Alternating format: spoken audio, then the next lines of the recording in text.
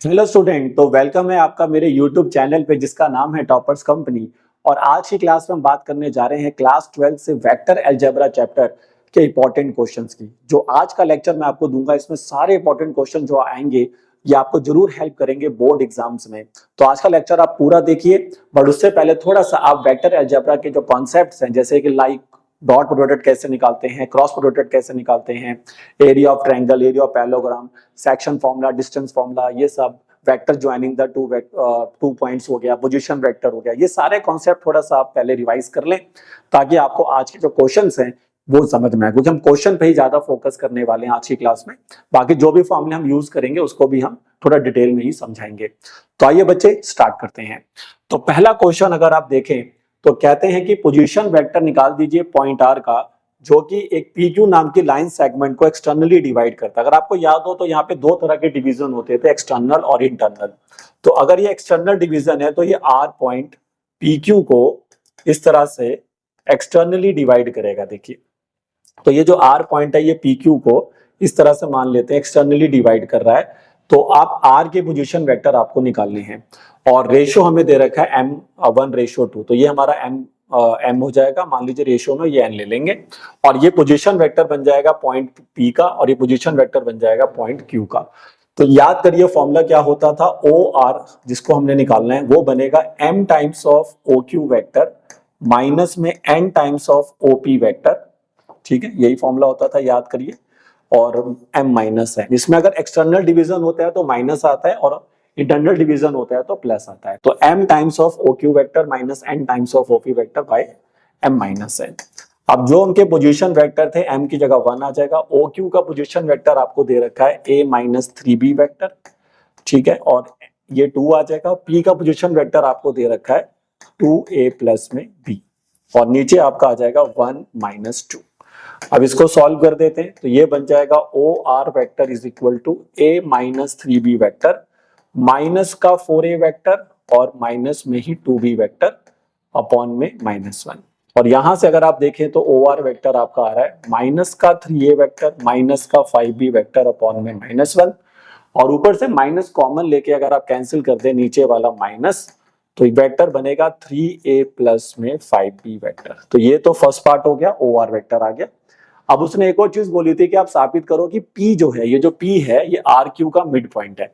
तो mid point में ratio क्या बन जाता है भाई, देखिए अगर मिड पॉइंट अगर ये इसका है तो फिर हमारे हिसाब से देखो P का पोजीशन वेक्टर क्या दे रखा है 2A प्लस B आ रहा है। तो R और Q की मदद से भी अगर हम P का पोजीशन वेक्टर निकालेंगे तो वो 2A प्लस B ही आना चाहिए। तो आइए देखते हैं। तो मान लेते हैं कि अगर OP अगर हम लेते हैं और इसको अगर हम मिड पॉइंट मान के चल रहे हैं तो रेशियो 1:1 का हो जाएगा। तो सीधा आपको क्या करना होगा, OR वेक्टर और OQ वेक्टर जो होंगे उनका पोजीशन वेक्टर लेके बाय 2 करना होगा। याद करिए मिड पॉइंट फॉर्मूला यही होता है। अब OR वेक्टर हमने निकाल लिया था, देखिए क्या निकाला था 3A वेक्टर प्लस में 5B वेक्टर और OQ वेक्टर Q का पोजीशन वेक्टर हमें दे रखा है A-3B वेक्टर। अब इसको सॉल्व करने के बाद देखते हैं क्या आंसर आता है। तो 3A प्लस A कितना हो जाएगा 4A, 5 में से 3 चला जाएगा तो प्लस का आ जाएगा 2B बाई 2 और ऊपर से 2 कॉमन लेकर अगर आप काटेंगे तो 2A प्लस B आएगा और जो कि P का ही क्या है पोजीशन वेक्टर है जो हमें दिया हुआ था 2A प्लस B। तो साबित हो गया कि P जो है वो RQ का क्या होगा, मिड पॉइंट होगा। तो एक तरह के क्वेश्चन जरूर कर लें जो एक्सटर्नल और इंटरनल डिवीजन पे क्वेश्चन होते हैं वो टीचर जरूर देते हैं, तो इस तरह के क्वेश्चन जरूर प्रैक्टिस करिए। तो आइए बच्चे आगे बढ़ते हैं और अगले क्वेश्चन की तरफ चलते हैं। अगला क्वेश्चन कहता है यूनिट वेक्टर निकाल दीजिए जो कि A प्लस B की डायरेक्शन में होगा। A वेक्टर ये रहा, B वेक्टर ये रहा। तो याद करिए यूनिट वेक्टर को निकालने का फॉर्मूला क्या होता है, अगर हम किसी भी वेक्टर को उसके मैग्नीट्यूड से डिवाइड कर दें तो वो बन जाता है उसका यूनिट वेक्टर। लेकिन पहले हमें यूनिट वेक्टर निकालना किसका है, तो A प्लस B का निकालना है। तो हमें पहले A और B वेक्टर को ऐड करना होगा। तो अगर हम A और B वेक्टर को ऐड कर देते हैं और उसको मान लेते हैं कि वो एक नया वेक्टर बन जाएगा P वेक्टर, ठीक है। जो A प्लस B को अगर हम ऐड करेंगे तो मान लेते हैं कि इससे एक नया वेक्टर बन जाएगा C वेक्टर, मान लो उसको, ठीक है। अब A प्लस B क्या होगा, दोनों को जोड़ दीजिए तो I में I जुड़ता है तो 2I में से I माइनस होता है तो एक I आ जाएगा, माइनस J प्लस J 0 हो जाएगा, 2K में माइनस K करेंगे तो प्लस का K हो जाएगा। तो ये आपका आ गया C वेक्टर जो कि दोनों का सम है। लेकिन इसका क्या निकालना है, यूनिट वेक्टर। तो सी का अगर हमें यूनिट वेक्टर निकालना है तो सी वेक्टर को उसके मैग्नीट्यूड से कर दीजिए डिवाइड। तो आई वेक्टर प्लस के वेक्टर लिखिए ऊपर, और इसका मैग्नीट्यूड क्या हो जाएगा, √2, क्योंकि आई के स्केलर कंपोनेंट का स्क्वायर और के स्केलर कंपोनेंट दोनों वन ही है। तो याद करिए मैग्नीट्यूड निकालने का फॉर्मूला क्या होता है, तो ये हो गया। तो फाइनल आंसर नीचे से √2 आ रहा है, तो आप उसको ऐसे लिख सकते हैं आई कैप अपॉन √2 और जे कैप अपॉन √2। तो ये हमारे पास वो वेक्टर आ गया जो कि इन दोनों वेक्टर के सम के डायरेक्शन में है और साथ साथ उनका यूनिट वेक्टर भी है।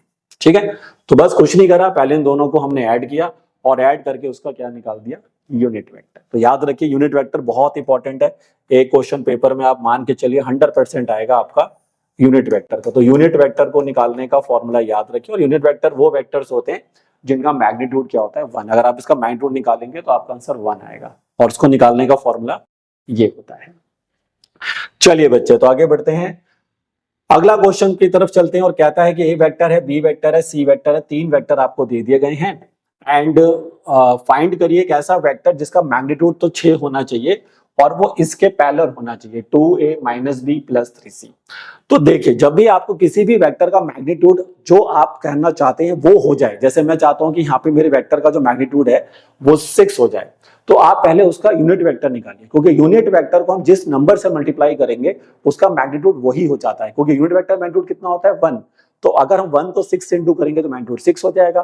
तो याद रखिए जब भी आपको मनचाहा मैग्नीट्यूड चाहिए तो आप हमेशा उस वेक्टर का यूनिट वेक्टर निकालें, लेकिन पहले हमें ये वेक्टर फाइंड करना पड़ेगा जो उसने बोला है।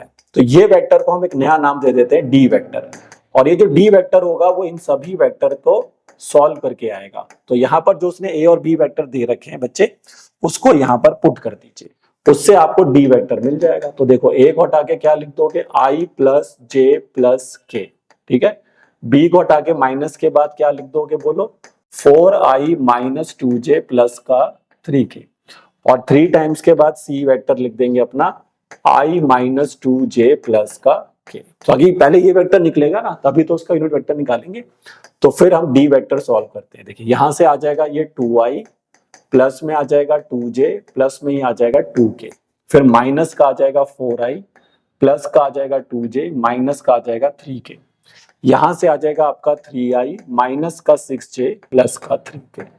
अब सारे i वाली चीजों को इकट्ठा करिए, तो 2i में से 4i गया, माइनस का 2i और प्लस का 3i, तो एक i कैप आ जाएगा, ठीक है। 2j में 2j जुड़ा 4j में 6j माइनस का करेंगे तो माइनस का 2j आ जाएगा, इधर से 2k आ रहा है, इधर से माइनस का 3k माइनस k और प्लस का 3k करेंगे तो प्लस का 2k वेक्टर आ जाएगा, ठीक। अब इस वेक्टर का क्या निकाल लीजिए, यूनिट वेक्टर। तो उसके लिए इस वेक्टर को लीजिए और उसको इसी के मैग्नीट्यूड से क्या कर दीजिए, डिवाइड, ठीक है। इसी को इसी के मैग्नीट्यूड से कर दीजिए डिवाइड। ये फॉर्मूला लगा रहा हूं, देखो भाई मैं, अगर मुझे डी का यूनिट वेक्टर निकालना है तो डी वेक्टर को उसी के मैग्नीट्यूड से डिवाइड करना होगा। तो डी का मैग्नीट्यूड कैसे आएगा, रूट में आ जाएगा आई की स्केलर कंपोनेंट का स्क्वायर, फिर -2 का स्क्वायर, ऐसी जे के साथ और ऐसी के के साथ। तो ये फाइनली नीचे से क्या आ रहा है, 2 का स्क्वायर 4 होता है, 4 + 4 8 हो गया, +1 9 हो गया, 9 का रूट 3 होता है। तो ये बनेगा आई कैप अपॉन में 3, फिर 2/3 अपॉन में जे कैप और फिर 2/3 के कैप। तो ये हमारा डी वेक्टर आ गया, लेकिन हमें इसका मैग्नीट्यूड कितना लाना था, 6। तो अब हम इसको 6 से मल्टीप्लाई कर देंगे, ठीक है। तो जैसे अब इसको कुछ नया वेक्टर नाम दे देते हैं, मान लो ई वेक्टर। अब ये जो ई वेक्टर होगा वो 6 टाइम्स ऑफ डी वेक्टर का यूनिट वेक्टर का 6 टाइम्स कर दो, तो कर लेना बस, इसको 6 से इंटू कर देना, वो आपका आंसर हो जाएगा। फिर ये सारे 3 कट जाएंगे, 2 पे आ जाएगा आंसर, ठीक है। तो याद रखिए जैसा आपको वेक्टर चाहिए मैग्नीट्यूड वाला, आप पहले उसका यूनिट वेक्टर निकाल दीजिए, और जैसे ही आप उसका यूनिट वेक्टर निकाल देंगे, आप इसको जिस नंबर से मल्टीप्लाई करेंगे ना, मैं इसको जिस नंबर से मल्टीप्लाई करूंगा इसका मैग्नीट्यूड वही हो जाएगा। तो ये ध्यान रखिए, इस तरह के क्वेश्चन आ सकते हैं। नेक्स्ट क्वेश्चन की तरफ चलते हैं, कहता है ए वेक्टर है, बी वेक्टर है, तो शो कर दीजिए कि a + b, a - b आपस में परपेंडिकुलर है। तो याद रखिए कभी भी किसी दो वेक्टर को अगर आपको परपेंडिकुलर साबित करना है तो आप इनका डॉट प्रोडक्ट 0 लेंगे। ध्यान से सुन लीजिए मेरी बात, अगर दो वेक्टर को अगर आपको आपस में क्या प्रूफ करना है, परपेंडिकुलर, तो उनका डॉट 0 होना चाहिए। तो मुझे किसको परपेंडिकुलर करना है, a + b को a - b के साथ। तो हम पहले a + b और a - b, हमें प्रूफ क्या करना है कि a + b और a - b का जो डॉट आएगा वो 0 आएगा, बट उसके लिए पहले हमें a + b चाहिए होगा। अब a प्लस बी को कुछ नया वेक्टर मान लेते हैं p वेक्टर, और उसमें a और b को जोड़ देंगे, और एक q वेक्टर ले लो भाई, q वेक्टर मतलब हो जाएगा a vector minus b vector. अब हमें ये साबित करना है कि p और q आपस में परपेंडिकुलर है, तो बस p का डॉट q से 0 आना चाहिए। तो पहले a प्लस बी कर लो, चलो 5 में एक आई जोड़ दो, कितने हो गए 6i, माइनस j 3j कर दोगे तो प्लस का 2j, माइनस 3 के माइनस 5 के करोगे माइनस का 8 के। अब इनको घटाओ तो 5 में से एक आई माइनस करो, 4i आ जाएगा दोस्त, माइनस j माइनस 3j करोगे 4j हो जाएगा माइनस में, माइनस 3 के माइनस माइनस प्लस हो जाएगा, तो ये 2k बनेगा। अब देखते हैं कि p का जो डॉट है वो q से क्या आता है। तो याद करिए डॉट कैसे लेते हैं, i को i से, j को j से और k को k से, स्केलर कंपोनेंट को इनटू करते हैं। तो 6 4 जा बोलो कितना हो गया 24, 2 माइनस 4 करोगे माइनस 8, और माइनस का ही क्या आ जाएगा 8 2 जा 16। तो ये देखिए ये बन गया 24 माइनस 24 आ गया 0। तो साबित हो गया कि p वेक्टर परपेंडिकुलर है किस पर, q वेक्टर पे। और अगर p q पे परपेंडिकुलर है तो that means a plus B a minus b पे परपेंडिकुलर है। तो ये बहुत ही इंपॉर्टेंट कॉन्सेप्ट है कि अगर दो वेक्टर को कभी भी परपेंडिकुलर करना है, मैं यहां लिख देता हूं, अगर हमें साबित करना है कि a b पे परपेंडिकुलर है तो आप a का डॉट क्या ले आइए b के साथ 0। अब इसमें पैरेलल का भी कॉन्सेप्ट आ सकता है। तो अगर आपको ये साबित करना है कि a b के पैरेलल है तो उसके दो केसेस बना सकते हैं, या तो आप a को लैम्डा टाइम्स प्रूफ कर दो b वेक्टर का, और नहीं तो a का क्रॉस b वेक्टर के साथ क्या ला सकते हैं आप 0 वेक्टर। तो पैरेललिज्म लाने के लिए दो कंडीशन बना सकते हैं, a is lambda times of b vector ये ले आओ, और नहीं तो a का क्रॉस b से 0 वेक्टर ले आओ। और परपेंडिकुलर करना है तो फिर a डॉट b को क्या ले आइए 0 ले आइए। ठीक है, तो ये क्वेश्चन आते हैं परपेंडिकुलर और पैरेललिज्म वाले। मैं आपको तीन कॉन्सेप्ट बता दूं जिसपे क्वेश्चन जरूर मिलेगा, परपेंडिकुलर, पैरेलल और यूनिट वेक्टर। ये तीन तरह के जो कॉन्सेप्ट मैं बोल रहा हूं इन पे क्वेश्चन जरूर आता है। चलिए अगला क्वेश्चन पढ़ते हैं, क्या रहा है, a plus B plus C vector 0 vector है, a b c का मैग्नीट्यूड दे रखा है, तो a और b में एंगल निकालिए। हाँ, अब चौथा कॉन्सेप्ट आप एंगल कर लो। देखो पहला परपेंडिकुलर वाले क्वेश्चन, दूसरा पैरेलल वाले क्वेश्चन, तीसरा यूनिट वेक्टर वाले क्वेश्चन, चौथा एंगल फाइंड करने वाले क्वेश्चन, और पांचवा कर लेना एरिया वाले क्वेश्चन।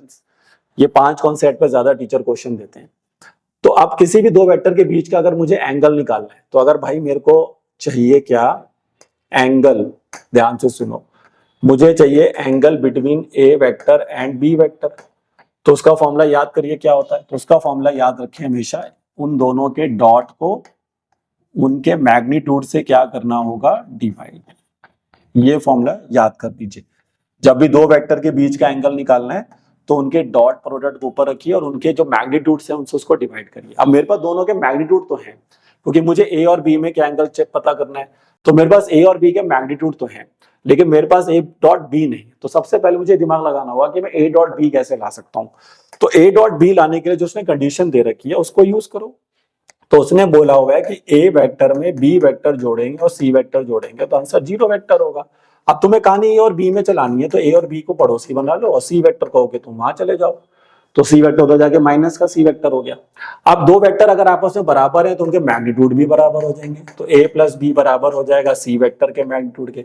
अब उनके स्क्वायर भी बराबर होंगे, है ना भाई। देखो अगर दो वेक्टर बराबर होते हैं तो उनके मैग्नीट्यूड भी बराबर, अगर ए प्लस बी बराबर माइनस सी है तो दोनों मैग्नीट्यूड बराबर, फिर स्क्वायरिंग बोथ साइड कर दो, तो a प्लस बी का स्क्वायर बराबर बनेगा c के मैग्नीट्यूड का स्क्वायर। अब a vector plus b vector के मैग्नीट्यूड का स्क्वायर क्या होगा, it look like just like the formula of a plus B का whole square, a square b square c 2ab होता है ना, तो वैसे ही लिख दो। अब a के वेक्टर का स्क्वायर तो कुछ होता नहीं है, तो हमें मैग्नीट्यूड का स्क्वायर लिखना होता है। तो हम लिखेंगे a वेक्टर के मैग्नीट्यूड का स्क्वायर, b वेक्टर के मैग्नीट्यूड का स्क्वायर, और 2 में a डॉट। जितनी भी आइडेंटिटीज आपके पास होती है बच्चे, उसको आप जैसे फॉर्मूले को खोलते हैं ना, जो आपकी कौन सी आइडेंटिटीज होती है अलजेब्रिक, तो वैसे ही आप उनको वेक्टर में खोलिए। लेकिन इस बात का ध्यान रखिए कि a वेक्टर का अगर हमें स्क्वायर करना है तो हम a वेक्टर का स्क्वायर ना करके उसके मैग्नीट्यूड का स्क्वायर करेंगे, क्योंकि a डॉट a क्या होता है, a के मैग्नीट्यूड का स्क्वायर होता है। ये लॉजिक पे आप जा सकते हैं। तो a वेक्टर का मैग्नीट्यूड कितना है 3, तो 3 का स्क्वायर कर दीजिए। b मैग्नीट्यूड कितना हो जाएगा 5, तो उसका स्क्वायर कर दीजिए। और a डॉट b तो हमें चाहिए तो उसको वैसे छोड़ दीजिए। c का मैग्नीट्यूड 7 है तो 7 का स्क्वायर कर दीजिए। अब यहां से 2 times of a dot b का वैल्यू निकालिए, तो 7 का स्क्वायर 49 हो गया, 3 का स्क्वायर 9 होता है, 5 का स्क्वायर 25, 25 में 100, 9 जोड़ेंगे 16, तो माइनस का 16 कर दीजिए। तो 2 का a डॉट b से कितना आएगा, 9 में 6 माइनस करेंगे तो 3 आ गया, 4 में से 1 जाएगा तो ये भी 3 आ गया। देखिए एक मिनट तो मिस्टेक हो रहा है, 25 प्लस 9 होना था ना, 25 प्लस 9, 25 में अगर 9 जोड़ेंगे तो ये 34 आएगा यहाँ, 34। तो फिर 9 में से 4 जाएगा तो 5, 4 में से 3 जाएगा 1, तो a डॉट बी करेंगे तो 15/2 आ जाएगा। ठीक है भाई, अब a डॉट बी आ चुका है तो बस लगा दो फॉर्मूले में, क्योंकि हमारा का मेन मकसद हमारा a डॉट बी था। तो इस लॉजिक को यूज करके आप a डॉट बी निकाल सकते हैं। अब a डॉट बी कितना आ गया मेरे दोस्त, 15/2। अब a का मैग्नीट्यूड कितना दिया हुआ था 3 और इसका 5, तो 3 5 15, 15 15 कट गया तो cos थीटा हाफ आ गया भाई। तो cos की वैल्यू हाफ कब होती है भाई, π/3 पे, 60 पे होता है ना, तो थीटा हमारा कितना बन जाएगा, π/3। तो उनके बीच में जो एंगल बनेगा वो π/3 बनेगा। ये बहुत इंपॉर्टेंट क्वेश्चन है, आई थिंक लास्ट ईयर का जो पेपर हुआ था 2025 वाला, 2025 वाला, उसमें ये क्वेश्चन आया हुआ है। ठीक है बच्चे, चलिए बच्चे, तो अगला क्वेश्चन अब देखते हैं, कह रहा है फाइंड द एंगल बिटवीन, ये भी एंगल का ही क्वेश्चन है, देखिए, find the angle between the unit vector A और बी। अभी ए और बी यूनिट वेक्टर है, अगर वो साफ साफ कह रहा है कि ए और बी यूनिट वेक्टर है तो भाई उनका मैग्नीट्यूड कितना होना चाहिए, 1 होना चाहिए। ठीक है, देखो इन्फॉर्मेशन को ढंग से पढ़े, क्वेश्चन में जो जो डाटा दिया जाता है उसको बिल्कुल बारीकी से पढ़े। इसमें 2 क्वेश्चन है ए और बी, पहले मैं ए वाला बना रहा हूँ, ठीक है, ए पार्ट बना रहा हूँ। तो भाई इसमें क्या हो जाएगा, ए का मैग्नीट्यूड भी 1 हो जाएगा और बी का मैग्नीट्यूड भी 1 हो जाएगा। अब उसने बोला है कि √3 a माइनस बी भी अगर यूनिट वेक्टर है तो फिर बताओ उनके बीच में एंगल क्या होगा। तो एंगल के लिए मुझे फिर से a डॉट बी चाहिए होगा, तो मैं क्या करूंगा, अब वो कह रहा है कि √3a टाइम्स, ये जो √3a times minus B vector है, ये इसका मैग्नीट्यूड भी 1 ही होगा। एक बच्चा कह रहा है सर इसका मैग्नीट्यूड क्यों 1 हो गया, मैंने कहा भाई ये भी तो यूनिट वेक्टर है ना, अब स्क्वायरिंग बोथ साइड कर दो, तो √3a माइनस बी के मैग्नीट्यूड का स्क्वायर इक्वल टू 1। अब वैसी फॉर्मूला लगाओ, देखो तो ये बनेगा √3a का मैग्नीट्यूड का स्क्वायर, यानी कि आप उसको क्या लिख सकते हैं, √3 का स्क्वायर क्या होता है 3, और मैंने बोला था ना वेक्टर का स्क्वायर मतलब उसके मैग्नीट्यूड का स्क्वायर होता है। जब भी वेक्टर का स्क्वायर करना है तो उसके मैग्नीट्यूड का स्क्वायर कर दो, फिर प्लस में आएगा बी के मैग्नीट्यूड का स्क्वायर और माइनस में क्या आ जाएगा 2ab, तो 2 इंटू में √3 कर दो और a डॉट बी को बाहर कर दो ऐसे। ठीक है, और बराबर में 1 तो चल ही रहा है।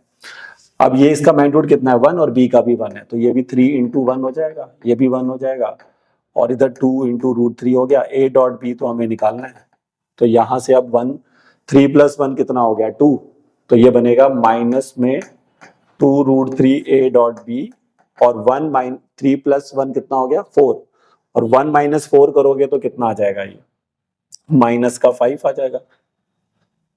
अरे भाई ये 3 हो गया प्लस 1 4 हो गया, और 1 माइनस 4 सॉरी 1 माइनस 4 इज -3। ठीक है, माइनस माइनस कैंसिल हो गया, देखो तो a डॉट बी की वैल्यू आ गई 3/2√3, ये आ गई।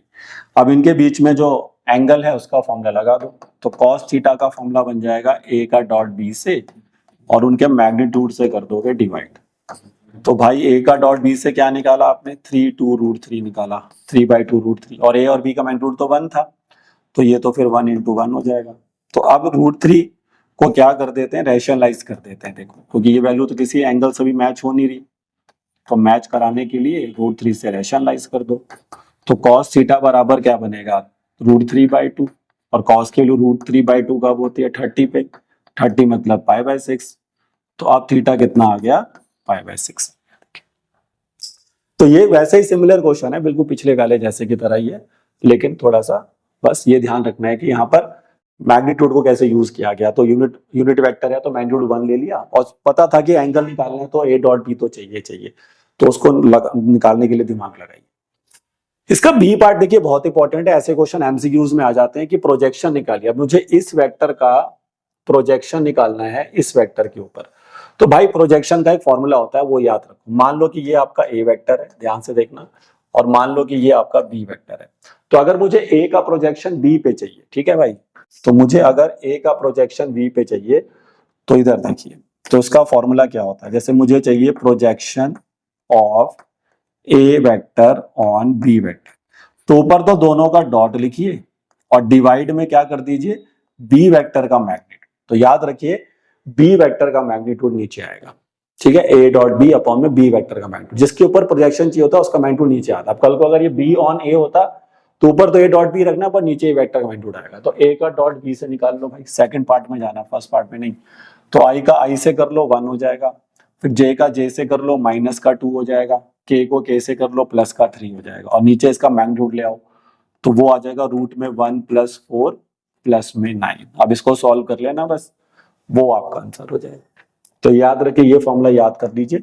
अगर ए वेक्टर का प्रोजेक्शन बी वेक्टर पे चाहिए तो ए का डॉट बी करिए और नीचे आ जाएगा बी का मैग्नीट्यूड आ जाएगा। ठीक है, जिस पर प्रोजेक्शन चाहिए उसका मैग्नीट्यूड नीचे रहता है, ऊपर फिक्स रहता है ए डॉट बी। चलिए बच्चे, तो आगे बढ़ते हैं। अगला क्वेश्चन अगर आप देखें तो ये काफी अच्छा क्वेश्चन है और काफी बार ये एग्जाम में भी आया हुआ है। ठीक है, तो देखते हैं। क्वेश्चन में आपको कह रहा है कि ए वेक्टर गिवन है और एक बी वेक्टर भी गिवन है। तो scalar product of vector A with a unit vector along the sum of vector B and C, मतलब तीन तीन वेक्टर है। अब मुझे क्या करना है, मुझे स्केलर प्रोडक्ट लेना है इस वेक्टर का। मुझे ए वेक्टर का स्केलर प्रोडक्ट का मतलब होता है डॉट प्रोडक्ट। तो मुझे इसका डॉट प्रोडक्ट लेना है किसके साथ, इन दोनों के सम के साथ। और अगर उसकी वैल्यू 1 है तो बताइए लैम्डा की वैल्यू क्या होगी। तो सबसे पहला हम काम क्या करते हैं, जिन दो वेक्टर के सम के साथ हमें डॉट प्रोडक्ट लेना है उनका सम निकाल लेते हैं और उसको एक नया नाम दे देते हैं डी वेक्टर। तो मान लेते हैं कि भाई जो हमारा डी वेक्टर होगा वो क्या होगा, वो बी और सी वेक्टर का सम होगा। ठीक है भाई, तो अब एक डी वेक्टर निकालो पहले जो ए और बी वेक्टर का सम होगा, सॉरी बी और सी का सम होगा। तो 2i में लैम्डा आई जोड़ोगे तो 2 + लैम्डा आई कैप हो जाएगा, और 4j में 2j जोड़ दो कितना हो जाएगा 6j, और -5k में +3k कर दो -2k। ये हमारा डी वेक्टर आ गया। देखिए अब क्वेश्चन की डिमांड क्या है उसको समझो, अब वो कह रहा है कि इसके यूनिट वेक्टर के साथ जो तुम्हारा ये आंसर आया इसका भी यूनिट वेक्टर निकालो भाई। ठीक है भाई, तो इसका यूनिट वेक्टर निकाल लेते हैं। तो इसी वेक्टर को इसके मैग्नीट्यूड से क्या कर दो, डिवाइड। तो ऊपर आएगा 2 + लैम्डा आई कैप प्लस में 6j कैप माइनस का 2k कैप, और डिवाइड में इसका मैग्नीट्यूड ले लो। तो वो हो जाएगा 2 + लैम्डा का होल स्क्वायर प्लस में 6 का स्क्वायर प्लस में -2 का स्क्वायर।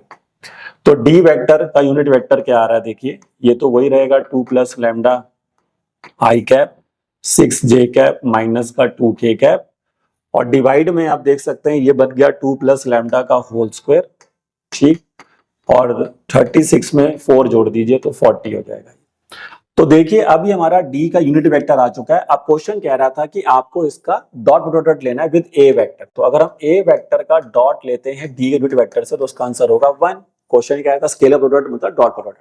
अब ए वेक्टर ये रहा i + j + k, इसका डॉट लो इसके साथ। तो i को पहले i से करोगे तो आपका आंसर आएगा 1 × में 2 + लैम्डा, फिर j का कंपोनेंट भी 1 ही है तो 1 × में 6, और फिर 1 × में -2, और डिवाइड में जो चल रहा है वो चलता ही रहेगा, लैम्डा + 2 का होल स्क्वायर प्लस में 40 = में 1। अब इसको सॉल्व करके लैम्डा आ जाएगा भाई। तो ऊपर से देखो क्या आ रहा है, ये कट रहा है 2 से 2 पूरा कट गया, तो ऊपर बचेगा लैम्डा + 6, और इसको यहाँ भेज दो लैम्डा + 2 का होल स्क्वायर प्लस में 40। अब स्क्वेयरिंग बोथ साइड कर दो तो इधर हो जाएगा लैम्डा + 6 का होल स्क्वायर लैम्डा + 2 का होल स्क्वायर प्लस में 40। अब इसको सॉल्व कर दो बस। तो ये बनेगा लैम्डा स्क्वायर + 36 प्लस में 12 लैम्डा, और ये बनेगा लैम्डा स्क्वायर + 4 प्लस में 4 लैम्डा प्लस 40। तो लैम्डा स्क्वायर से लैम्डा स्क्वायर कैंसिल, 12 लैम्डा में से 4 लैम्डा जाएंगे तो उधर बचेगा 8 लैम्डा, और 40 में 4 जोड़ दो 44, और 44 में से माइनस करो 36। ठीक है, तो कितना आ जाएगा 8 लैम्डा बराबर 8, तो लैम्डा आएगा 1। ठीक भाई, तो इस तरह से आप ये क्वेश्चन कर सकते हो और ये काफी इंपॉर्टेंट क्वेश्चन है, तो सभी बच्चे इसको करके जाइए। ठीक है, चलिए बच्चे तो आगे बढ़ते हैं अगले क्वेश्चन की तरफ। अगला क्वेश्चन कहता है कि अगर आप कोई क्यूब बनाते हैं भाई, अगर हम कोई क्यूब बनाते हैं तो साबित करिए कि उसके दो किसी भी डायगोनल के बीच का जो एंगल होगा वो cos इनवर्स 1/3 के बराबर होगा। ये अच्छा क्वेश्चन है। देखिए अब कैसे इसको बनाएंगे, तो उसके लिए पहले हमें क्यूब बनाना होगा। तो आइए पहले हम एक क्यूब बना लेते हैं। तो ये देखिए हमने एक क्यूब बना लिया। ठीक है, अब इस क्यूब का ये वाले पॉइंट को हम ओरिजिन मान लेते हैं इधर से, और ये हमारे एक्स एक्सिस वाई एक्सिस बना लेते हैं। ये हमारा बनेगा एक्स एक्सिस, ये बन जाएगा हमारा वाई एक्सिस। तो ये वाई हो जाएगा, इसको जेड मान लो और इसको एक्स मान लो। अब लेट कर लो कि इसकी जो साइड है वो ए है। तो अगर भाई इसकी साइड, जो हमारा क्यूब यहाँ पर लिया है हमने, उसकी साइड अगर ए है, तो अब इन सभी के कोऑर्डिनेट्स निकालिए सारे पॉइंट्स के। जैसे यहाँ पर जो पॉइंट्स आ रहे हैं, अब इन सभी के कोऑर्डिनेट्स हमें पता करने हैं, 8 के जो 8 वर्टेक्स हैं। अब इसमें अगर आप देखें तो ये तो ओरिजिन है भाई, तो ये तो 0 0 पे आ जाएगा, ठीक है। अब ये पॉइंट एक्स एक्सिस पे लाई कर रहा है, तो ये हो जाएगा a0 0। भाई अगर आप एज लेंथ को a मान के चलो, ठीक है, उसके अकॉर्डिंग सोचना है। अब ये वाला पॉइंट एक्स वाई प्लेन पे लाई कर रहा है, तो इसको हम नाम दे देते हैं a, ये हो जाएगा b c d e f और ये g, ठीक है। तो b वाला पॉइंट एक्स वाई प्लेन पे लाई कर रहा है, तो उसमें x का पॉइंट होगा, y का भी होगा, z वाला 0 हो जाएगा। c वाला ऑन y एक्सिस है, तो ये 0 a 0 हो जाएगा। d वाला जो पॉइंट है वो आपका YZ प्लेन पर लाई कर रहा है, तो 0 a हो जाएगा। g वाला तीनों एक्सिस पर लाई करेगा, तो ये a होगा। z पे लाई करने वाला पॉइंट 0 0 a हो जाएगा, और f y x z पे लाई कर रहा है, तो ये a0 a हो जाएगा, ठीक है भाई। तो इस तरह से हमने क्या करे, सारे इसके जो कोऑर्डिनेट्स हैं वो लिख लिए। आप कोई भी दो डायगोनल उठा के उनका वेक्टर बना लो। तो एक देखिए वेक्टर, अब ये कैसे बनेगा भाई, मतलब एक कॉर्नर से दूसरे नीचे वाले कॉर्नर की तरफ आपको जाना पड़ेगा, डायगोनल तभी बनता है।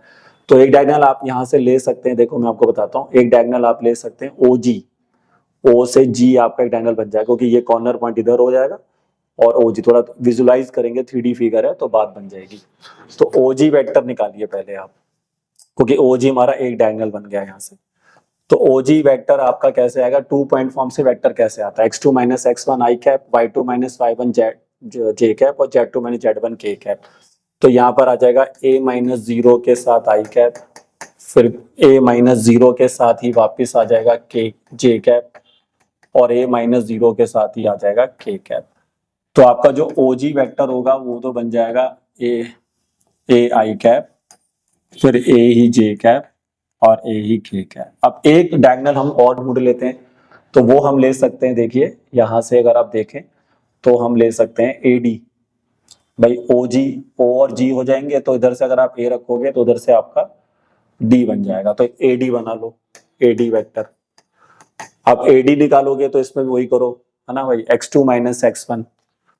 तो x2 माइनस x1 करोगे तो ये बन जाएगा आपका 0 माइनस a i कैप, ठीक है। y2 माइनस y1 करोगे तो प्लस में आएगा a माइनस 0 j कैप, और z2 माइनस z1 करोगे तो वो भी आएगा a माइनस 0 k कैप। क्योंकि पहले डायगोनल वेक्टर्स बनाने पड़ेंगे दोनों के, तभी बात बनेगी ना। तो AD वेक्टर की वैल्यू हमारे को यहाँ से क्या मिल रही है, तो वो आ जाएगी माइनस में a i कैप, प्लस में a j कैप, और प्लस में ही a k कैप। अब इन दोनों वेक्टर के बीच का क्या निकाल दो, एंगल, और साबित कर दो कि वो आएगा cos इनवर्स 1/3। और angle between the two vector क्या बनेगा भाई, तो cos थीटा आपका हो जाएगा OG वेक्टर का डॉट AD वेक्टर के साथ, और डिवाइड में आ जाएगा इन दोनों का मैग्नीट्यूड। तो लीजिए जरा इन दोनों का डॉट क्या बनेगा, तो a का माइनस a के साथ इंटू करोगे तो माइनस का a स्क्वायर, फिर a का a के साथ जाएगा तो प्लस का a स्क्वायर, फिर a का a के साथ जाएगा तो प्लस का a स्क्वायर। डिवाइड में इनके मैग्नीट्यूड आएंगे, a square a square a square, ठीक है। तो a square a square a square, और ऐसे ही दूसरे वाले का कर लो तो वो भी यही आ जाएगा, देखो a square a square a square. तो ऊपर से एक a स्क्वायर कट रहा है, तो cos थीटा की वैल्यू ऊपर से आ गई a स्क्वायर। अब देखो ये बनेगा √3a, तो √3a क्या बन जाएगा भाई, √3a इंटू में √3a, तो इसे a कट गया, आ गया 1/3। तो थीटा निकालोगे तो cos इनवर्स 1/3 आपका आंसर। तो इस तरह से ध्यान रखिए, अगर क्यूब के डायगोनल के बीच का एंगल चाहिए तो पहले ऐसा क्यूब बनाना जिसका साइड लेंथ a मान लेना, और फिर सभी कोऑर्डिनेट्स रखकर कोई भी दो डायगोनल बना ले। देखो यहाँ पे जो डायगोनल बन रहे हैं वो बन रहे हैं आपके O के साथ G, B के साथ E, F के साथ C, और A के साथ D। 4 डायगोनल्स बनेंगे यहाँ पर, बट हमें किसी दो में लेना है क्योंकि उनके बीच का फिर हम एंगल निकाल सकते हैं। तो आइए बच्चे नेक्स्ट क्वेश्चन देखते हैं, और ये बहुत ही इंपॉर्टेंट क्वेश्चन है, जरूर करके जाएं एग्जामिनेशन पॉइंट ऑफ व्यू से। कह रहा है अल्फा बीटा दो वेक्टर हैं और बीटा वेक्टर को हम beta one plus beta two vector में लिख सकते हैं, और बीटा वन अल्फा पे पैरेलल रहेगा और बीटा टू अल्फा पे परपेंडिकुलर रहेगा। तो अभी मैंने आपको पीछे बताया था कि दो पैरेलल में वेक्टर हैं तो क्या कंडीशन होती है और परपेंडिकुलर में क्या होती है। अब वो कह रहा है कि बीटा वन अगर अल्फा के पैरेलल है तो इसका मतलब बीटा वन वेक्टर अल्फा का लैम्डा टाइम्स हो जाएगा। ठीक है, तो अल्फा के वेक्टर को लैम्डा टाइम्स कर दीजिए तो बीटा वन मिलेगा। देखो तो आपको मिलेगा 3 लैम्डा आई कैप माइनस में लैम्डा जे कैप। अब हमें गिवन है, अब हमें बीटा टू भी चाहिए, तो beta one plus beta two अगर बीटा वेक्टर के बराबर है तो यहां से बीटा टू की वैल्यू क्या बन जाएगी, beta minus beta one vector. तो बीटा वेक्टर लीजिए और उसमें से बीटा वन को करिए माइनस, तो आपको मिलेगा बीटा टू। तो हमें यहाँ लिखना पड़ेगा 2i प्लस जे माइनस का 3k, और उसमें से माइनस करेंगे बीटा वन, यानी कि हमें माइनस करना होगा 3 लैम्डा आई कैप माइनस में लैम्डा जे कैप। तो आइए इसको सिंप्लीफाई करते हैं, तो ये बनेगा 2i प्लस का जे माइनस का 3k माइनस का 3 लैम्डा आई कैप प्लस में लैम्डा जे कैप। तो बीटा टू वेक्टर की वैल्यू क्या आएगी बोलो, तो बीटा टू वेक्टर की वैल्यू आ जाएगी 2 माइनस 3 लैम्डा आई कैप प्लस में 1 प्लस लैम्डा जे कैप माइनस का 3k कैप। अब अगर हमें बीटा वन और बीटा टू वेक्टर चाहिए तो हमें लैम्डा चाहिए, और लैम्डा निकालने के लिए उसने एक और कंडीशन हम यूज करेंगे कि बीटा टू वेक्टर अल्फा पे परपेंडिकुलर है। तो भाई अब अगर ये जो बीटा टू वेक्टर है ये अल्फा पे परपेंडिकुलर है तो इनका डॉट होना चाहिए जीरो, क्योंकि दो वेक्टर अगर आपस में परपेंडिकुलर होते हैं तो उनका डॉट जीरो होता है। तो अब इसका डॉट ले लो इसके साथ, तो देखो 3 किससे मल्टीप्लाई करोगे, 2 माइनस 3 लैम्डा से, आई से होता है, और माइनस इससे इंटू होगा तो ये माइनस का 1 प्लस लैम्डा होगा, और के वाली वैल्यू उसमें है, उसमें नहीं है बट तो जीरो हो जाएगी। आप सॉल्व करके लैम्डा निकाल लो, तो ये हो जाएगा 6 minus 9 lambda minus 1 minus lambda equal to 0। तो 9 माइनस और ये करेंगे तो माइनस में 10 लैम्डा हो जाएगा, 6 माइनस 1 करेंगे तो माइनस का 5 होगा, तो लैम्डा की वैल्यू आ जाएगी 1/2। अब इस लैम्डा को उठा के b1 b2 वेक्टर में सजा दीजिए, तो बीट यहाँ पे लैम्डा रख दो, तो बताओ बीटा वन कितना आएगा, लैम्डा रख दो ना यहाँ पे, तो 1/2, तो 3/2 आई कैप और माइनस में 1/2 जे कैप। और बीटा टू के लिए भी क्या करो, यहाँ पे लैम्डा 1/2 रख दो, तो 2 माइनस 3/2 हो जाएगा, 2 माइनस 3/2 आई कैप और 1 प्लस हाफ जे कैप, और माइनस का 3k कैप तो चल ही रहा है, माइनस का 3k कैप। तो बीटा टू वेक्टर की वैल्यू बनेगी 2 2 जा 4, 4 minus 3 half I cap 3/2 J cap minus का 3k कैप। तो ये हो गया बीटा टू और ये हो गया बीटा वन। तो ये बच्चे अच्छा क्वेश्चन है, तो इसमें दोनों कंडीशन का आपको इस्तेमाल करना पड़ेगा, पैरेलल का भी इस्तेमाल करना पड़ेगा और परपेंडिकुलर वाला भी इस्तेमाल करना पड़ेगा। ठीक है, तो इस क्वेश्चन को जरूर करके जाएंगे। चलिए अगला क्वेश्चन कहता है कि ए वेक्टर का मैग्नीट्यूड गिवन है, बी का भी गिवन है, सी का भी गिवन है, और इनमें से हर एक वेक्टर क्या है, परपेंडिकुलर है sum of the other two vectors. तो बताइए, प्रूफ कर दीजिए कि a plus B plus C 5/रूट होगा। ये जो a plus B plus C वाले को मैग्नीट्यूड वाले क्वेश्चन होते हैं ये काफी आते हैं पेपर में। तो यहां पर मैं आपको एक फॉर्मूला बता देता हूं जो आपके लिए कामयाबी दिलाएगा, वो फॉर्मूला आप याद रखिए। ये ज्यादातर सभी उन क्वेश्चनों में यूज करना जिसमें आपको a plus B plus C का मैग्नीट्यूड की बात हो रही होगी। तो इसका फॉर्मूला बिल्कुल वैसे ही बनाएंगे जैसे a plus B plus C का होल स्क्वायर होता है। तो पहले a के मैग्नीट्यूड का स्क्वायर, फिर उसके बाद b के मैग्नीट्यूड का स्क्वायर, फिर c के मैग्नीट्यूड का स्क्वायर, और प्लस में फिर 2 times of a dot b, b dot c और c डॉट a। ये बिल्कुल वैसे ही है जैसे आप a प्लस बी सी का होल स्क्वायर खोलते हैं। और मैंने कितनी बार बोला है कि स्क्वायर नहीं लिखना वेक्टर में, उसके मैग्नीट्यूड का स्क्वायर लिख दो बस। तो ये फॉर्मूला याद करिए, इससे सारे वो क्वेश्चन बन जाएंगे जहां पर भी a प्लस बी प्लस सी के मैग्नीट्यूड की बात हो रही होगी। ऐसे बहुत क्वेश्चन दिए एनसीईआरटी में, अगर आप चेक करेंगे आई थिंक तीन क्वेश्चन तो मुझे याद है कि दिए हुए हैं। तो आइए अब इसमें एक पहली बात उसने जो बोली उसको यूज करते हैं, क्योंकि इसको निकालने के लिए मुझे ए बी सी का मैग्नीट्यूड चाहिए और उन तीनों के डॉट चाहिए। तो मेरे पास मैग्नीट्यूड तो है लेकिन उनके आपस में जो डॉट है वो नहीं है। तो वो चीज हम कैसे लाएंगे, देखिए। तो हमने उसने क्वेश्चन में बोला हुआ है कि हर एक वेक्टर बाकी दो वेक्टर के सम पे परपेंडिकुलर है, यानी कि जो ए वेक्टर होगा वो परपेंडिकुलर होगा बी प्लस सी के सम पे, बी जो होगा वो परपेंडिकुलर होगा ए और सी के सम पे, सी जो होगा वो परपेंडिकुलर होगा ए और बी के सम पे, है ना भाई। अब सोचिएगा दो वेक्टर आपस में परपेंडिकुलर होते हैं तो उससे क्या मिलेगा, तो इसका मतलब ए का जो डॉट होगा बी प्लस सी पे वो जीरो हो जाएगा, ऐसी बी का जो डॉट होगा ए प्लस सी पे वो जीरो हो जाएगा।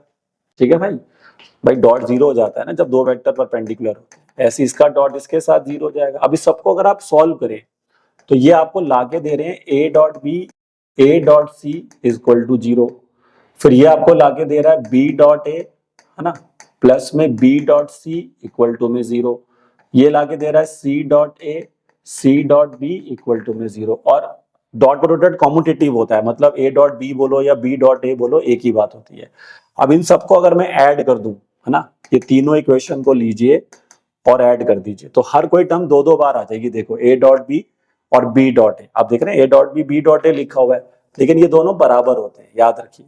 ए का डॉट बी से लो या बी का डॉट ए से लो एक ही बात होती है, क्योंकि कॉम्यूटेटिव लॉ कहते हैं इसको, तो इसलिए सारे एक बार ऐड हो जाएंगे सारे और दो दो बार आ जाएंगे। देखो तो आपको क्या मिलेगा भाई, आपको मिलेगा 2 times of A dot B plus में बी डॉट सी और प्लस में ए डॉट सी, इनका जो सम होगा वो आपका हो जाएगा जीरो।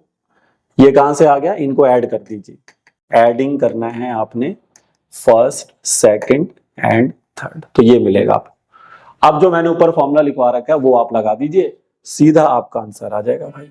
ठीक है, तो क्या फॉर्मूला लगेगा, ए प्लस बी प्लस सी के मैग्नीट्यूड का स्क्वायर होता है ए के मैग्नीट्यूड का स्क्वायर, बी के मैग्नीट्यूड का स्क्वायर, सी के मैग्नीट्यूड का स्क्वायर, प्लस में 2 times of A dot B B dot C और सी डॉट ए। अब देखो ए के मैग्नीट्यूड मतलब 3 का स्क्वायर कर दो, है ना भाई, 4 का स्क्वायर कर दो, है ना भाई, 5 का स्क्वायर कर दो, और ये टर्म जीरो प्रूफ कर दी थी मैंने ऊपर, ये देखो ये टर्म मैंने जीरो प्रूफ कर दी थी।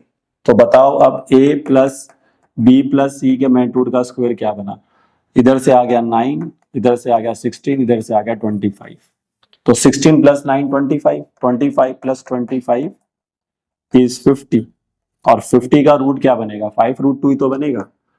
50 का अगर बच्चा रूट निकालेगा तो 5 रूट 2 ही बनेगा। तो देखा आपने, तो याद रखिए जितने भी क्वेश्चन एग्जाम में ए प्लस बी प्लस सी के मैग्नीट्यूड के ऊपर आएंगे वहां पर आपको यही फॉर्मूले से काम करना होगा, तो बात आपकी बन जाएगी। ठीक है, बस जो बाकी मिसिंग टर्म्स होती हैं वो कैसे निकालनी है वो बच्चे को दिमाग लगाना होता है बस। चलिए बच्चे, तो आइए देखते हैं नेक्स्ट क्वेश्चन क्या कहता है। कहता है ए वेक्टर गिवन है, बी गिवन है, सी गिवन है, तो फाइंड करिए डी वेक्टर जो कि परपेंडिकुलर होगा both the vector A and B, और सी डॉट डी क्या होना चाहिए, 1 होना चाहिए। देखिए अब बहुत इंपॉर्टेंट कॉन्सेप्ट मैं आपको बता रहा हूं, अगर आपको कभी भी एक ऐसा वेक्टर चाहिए जो दो वेक्टर पे एक साथ परपेंडिकुलर हो, ध्यान से सुनिए, अगर आपको कभी भी एक ऐसा वेक्टर चाहिए जो दो वेक्टर पे एक साथ परपेंडिकुलर हो तो वो दोनों का क्रॉस प्रोडक्ट होता है। जैसे अगर मुझे मान लीजिए चाहिए कि ए परपेंडिकुलर हो बी पर भी और ए परपेंडिकुलर हो सी पर भी, तो भाई ए जो होगा वो परपेंडिकुलर अगर बी और सी दोनों पे हो रहा है तो इसका मतलब बी और सी का वो क्या बनेगा, क्रॉस बनेगा। ठीक है, तो दो वेक्टर का जो क्रॉस होता है, ठीक है, वो हमेशा परपेंडिकुलर हो जाता है। ठीक है, तो इसलिए ए वेक्टर अगर परपेंडिकुलर है बी पर भी और ए वेक्टर सी पे भी परपेंडिकुलर है तो इसका मतलब ये होगा कि वो बी क्रॉस सी वो वेक्टर बनेगा जो कि ए वेक्टर के बराबर हो जाएगा। ठीक है, क्योंकि उन दोनों का जो क्रॉस होता है वो वेक्टर हमेशा उन दोनों पे परपेंडिकुलर होता है। तो इस लॉजिक को आपने यूज करना है इस क्वेश्चन को बनाने के लिए। अब वो कह रहा है डी वेक्टर है जो कि परपेंडिकुलर दोनों पर है, ए पर भी और बी पर भी, तो इसका मतलब है कि डी जो होगा ए और बी का क्रॉस होगा, है ना भाई, डी जो होगा वो ए और बी का क्या होगा, क्रॉस होगा। लेकिन अगर डी सीधा ही ए क्रॉस बी का क्रॉस हो जाता तो फिर सी डॉट डी 1 क्यों लिखा हुआ है, तो इसका मतलब है कि वो वेक्टर डायरेक्टली नहीं है। अगर मैं सीधा ये मान के चल लूं कि भैया जो मेरा डी वेक्टर है वो तो भाई सीधा आ गया ए क्रॉस बी कर दो, आ गया आंसर भाई, क्योंकि ए और बी का वो क्रॉस है। तो फिर इसकी जरूरत, फिर हमें ये भी देखना पड़ेगा कि सी डॉट डी 1 दे रहा है कि नहीं। अगर नहीं दे रहा है तो उसका मतलब कोई गड़बड़ हो रही है। तो उस कंडीशन को यूज करने का मतलब ये हुआ कि हम ये मान के चलते हैं कि हमारा जो वेक्टर है वो ए क्रॉस बी के डायरेक्टली बराबर नहीं है, उसके पैरेलल है। तो हम ये मान के चल लेंगे कि वो उसके पैरेलल है। तो अगर वो उसके पैरेलल है तो फिर हमारी जो कंडीशन बनेगी वो डायरेक्ट नहीं बनेगी। तो हम ये मान के चल रहे कि डी वेक्टर जो होगा वो लैम्डा टाइम्स हो जाएगा ए क्रॉस बी का। ठीक है भाई, डायरेक्टली उसके बराबर नहीं कर दिया, उसका लैम्डा टाइम्स करा, मान लिया कि डी जो है ए क्रॉस बी वेक्टर के पैरेलल है, और ए क्रॉस बी क्या बनेगा, उन दोनों पे परपेंडिकुलर बनेगा, ए और बी पर, क्योंकि किसी भी दो वेक्टर का क्रॉस याद रखिए उन दोनों वेक्टर पे परपेंडिकुलर होता है। ठीक है, तो ए क्रॉस बी हमारे पास आ गया। अब ए क्रॉस बी हमें निकालना पड़ेगा भाई पहले, तो अब ए का वेक्टर का क्रॉस निकालो बी के साथ। तो याद है क्रॉस कैसे निकालते हैं, तो ये आई ले लो, इसको जे ले लो, इसको के ले लेते हैं, डिटरमिनेंट वाला तरीका। आई और जे हमें गिवन है 1 - 1, के इसमें मिसिंग है, इसके अंदर आपके पास 3 है, ये 0 हो गया, ये -1 हो गया। तो यहां से मुझे ए क्रॉस बी मिल जाएगा। देखो तो आई के साथ देखो क्या आएगा, इधर से आएगा आपका 2 सॉरी 1, तो ये तो आई रहेगा, ठीक है ना, इधर से आ जाएगा ना 1 - 0। डिटरमिनेंट सॉल्व करना आता ही होगा सबको। इसको प्लस ले लो, फर्स्ट रो के लॉन्ग एक्सपेंड कर दो, प्लस माइनस प्लस, फिर माइनस का जे आ जाएगा, तो ये हटेगा, ये हटेगा, इधर से आएगा माइनस का 1 और -0, फिर के आ जाएगा, के के साथ में ये टर्म आएंगी, तो से आएगा 0 प्लस का 3। तो आपका जो ए क्रॉस बी वेक्टर बनेगा यहां से, वो बन जाएगा आई प्लस का जे और प्लस का 3k, ठीक है। लेकिन अब जो डी वेक्टर है वो उसका लैम्डा टाइम्स हो जाएगा, तो डी वेक्टर जो आप लोगे वो लैम्डा टाइम्स कर दो आप ए क्रॉस बी का, ठीक है। अब ये हो जाएगा। अब लैम्डा की वैल्यू जो है वो हमें निकालनी है बस, तो लैम्डा कर लेते हैं पहले, तो इसका लैम्डा टाइम्स कर दो, तो ये बन जाएगा लैम्डा आई कैप, लैम्डा जे कैप और 3 लैम्डा के कैप, ठीक है, लैम्डा जे कैप और 3 लैम्डा के कैप। अब लैम्डा कैसे, लैम्डा आएगा तभी डी वेक्टर आएगा, तो उसने दूसरी कंडीशन दे रखी है कि सी डॉट डी 1 हो, तो अब सी का डॉट ले लो भाई डी के साथ और 1 कर दो। अब सी वेक्टर कहाँ दे रखा है, ये दे रखा है भाई, तो इसका डॉट लो यहाँ पर, तो आई का आई के साथ हो, तो 7 इंटू लैम्डा हो जाएगा 7 लैम्डा, और के तो यहाँ पर के के साथ जाएगा, जे है नहीं तो हटा दो, अब के को के साथ लो, तो -1 3 lambda -7 lambda -3 lambda equal to 1। अब 7 लैम्डा में से 3 लैम्डा हटा दो भाई, तो ये बन जाएगा 4 लैम्डा। 4 लैम्डा की वैल्यू, लैम्डा कितना आ गया 1/4, और जैसे लैम्डा 1/4 आएगा तो डी वेक्टर आ गया आपके पास 1/4 आई कैप, 1/4 जे कैप और 3/4 के कैप, ये आपका आंसर हो जाएगा। ठीक है भाई, तो याद रखिए कभी भी आपको एक ऐसा वेक्टर चाहिए जो दो वेक्टर पे एक साथ परपेंडिकुलर हो, तो याद रखिए वो दोनों का क्या होता है, क्रॉस प्रोडक्ट होता है।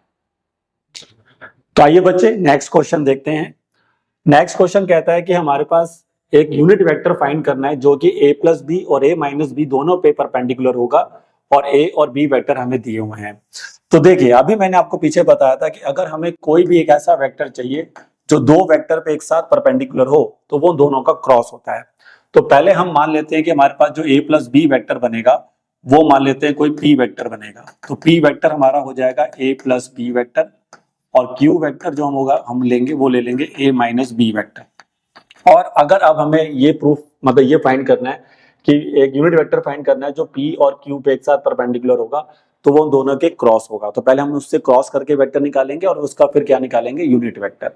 तो पहले a में b जोड़ दीजिए, तो i में i जुड़ेगा तो क्या बन जाएगा 2i, फिर उसके बाद j में j जुड़ेगा तो प्लस का हो जाएगा 3j, ठीक है, और k में k जुड़ेगा तो प्लस का हो जाएगा 4k।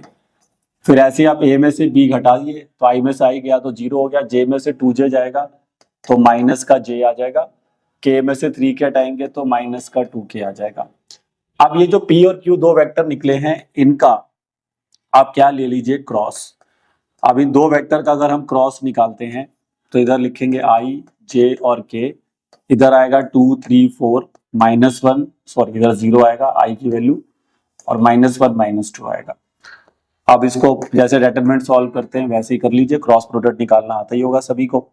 तो बताइए अब p का क्रॉस q से करते हैं तो क्या आएगा, इधर से आ जाएगा आपका -6, i कैप के साथ आएगा -6 + 4, माइनस का j आएगा, इधर से ही कटेगा तो इधर से आएगा -4 प्लस का 0, और प्लस में k कैप लेंगे तो फिर यहाँ से आपका आ जाएगा -2 -0।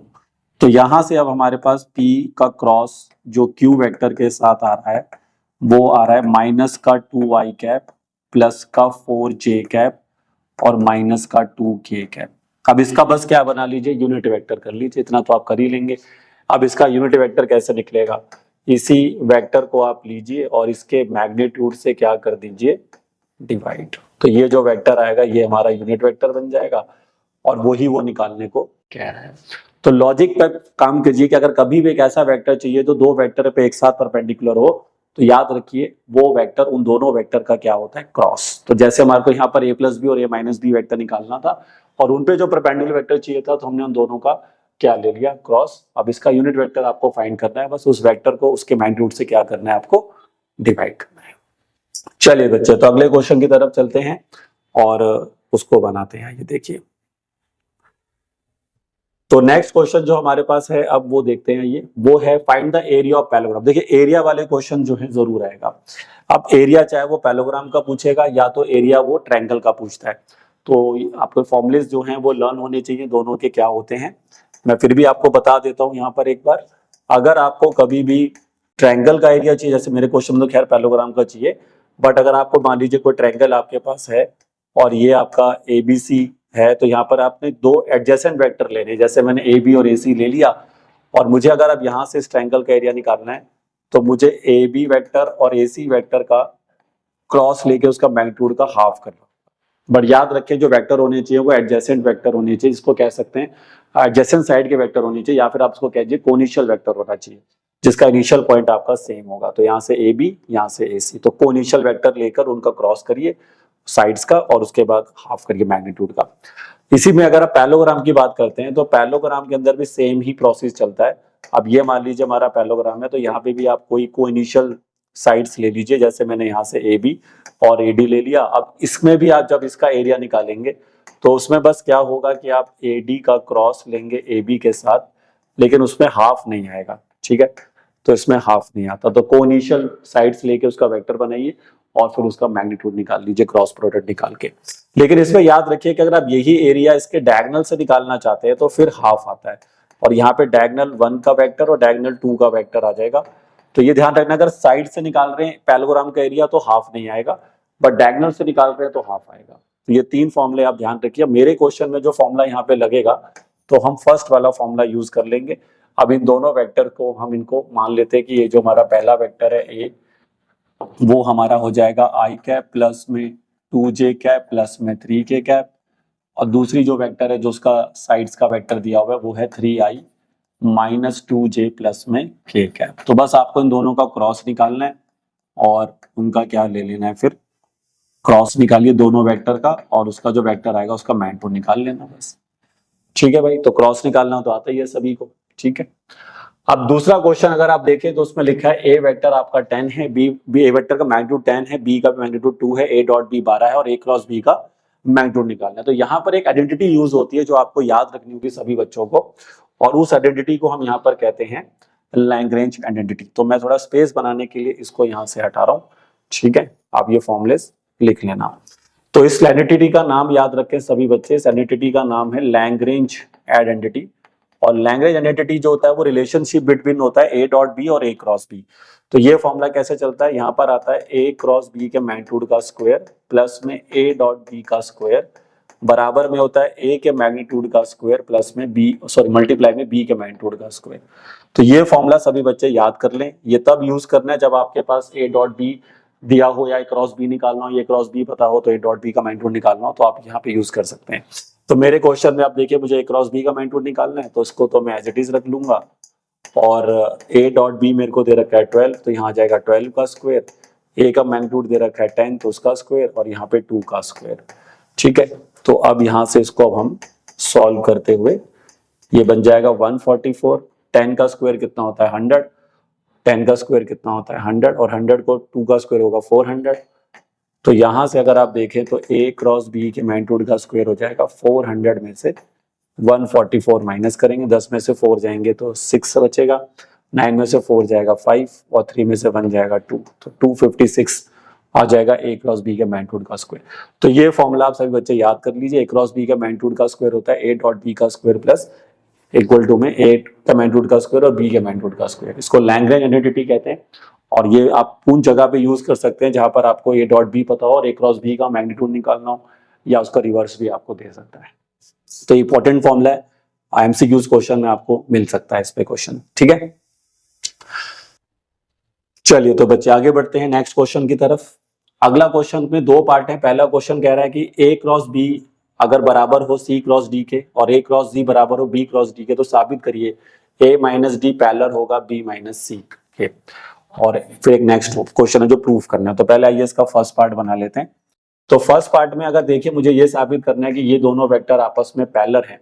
तो मैंने पीछे बताया था कि पैरेलल करने की दो कंडीशंस होती है, या तो आप उनका एक दूसरे को लैम्डा टाइम्स लेकर आइए और नहीं तो फिर आप उनका जो क्रॉस है वो जीरो वेक्टर लाइए। तो मैं यहाँ पर कोशिश करूंगा कि इनका जो क्रॉस है वो मैं जीरो वेक्टर ले आऊं। तो a माइनस डी का क्रॉस अगर हम b माइनस सी से करें और उसका आंसर हम जीरो वेक्टर ले आए तो ये दोनों पैरेलल हो जाएंगे। तो आप क्रॉस कैसे लेंगे, पहले a का क्रॉस लेंगे b के साथ, ठीक है, फिर a का क्रॉस लेंगे c के साथ, ठीक है, फिर d का क्रॉस लेंगे b के साथ, ठीक है, और उसके बाद d का क्रॉस लेंगे c के साथ। अब हमारे को आंसर जीरो लाना है तो जो चीजें गिवन है उसको यूज करिए। देखिए a क्रॉस b किसके बराबर है, c क्रॉस d के। तो a क्रॉस b को हटा के लिख दो c क्रॉस d, ठीक है, a क्रॉस b को हटा के क्या लिख दो c क्रॉस d। अब ये a क्रॉस c है, ठीक है, तो a क्रॉस c को हम क्या लिख सकते हैं, b क्रॉस d। तो a क्रॉस c को हटा के यहाँ पे लिख देते हैं b क्रॉस d, ठीक है। अब देखिए अब मुझे कैंसिल कराना है तो मैं d क्रॉस b को क्या लिखूंगा, b क्रॉस d।